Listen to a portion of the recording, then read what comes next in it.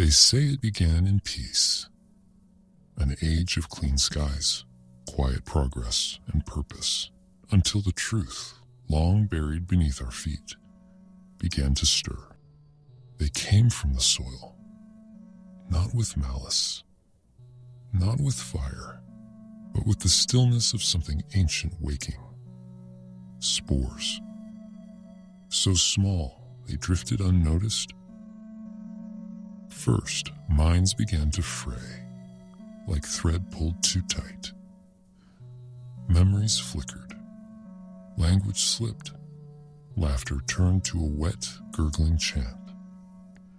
And then the bodies changed, blooming with filaments, reaching, reshaping.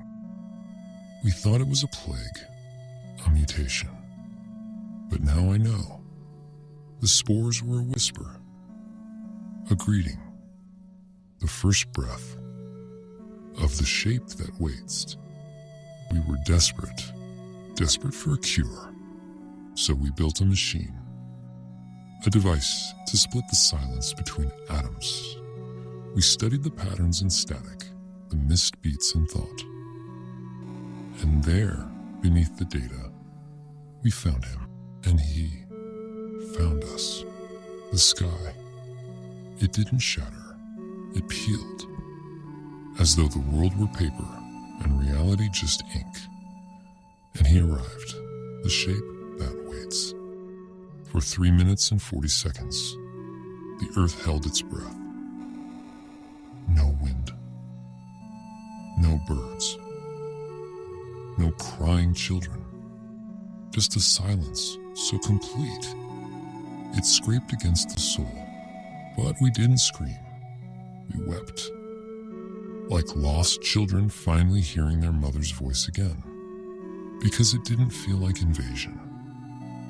It felt like coming home.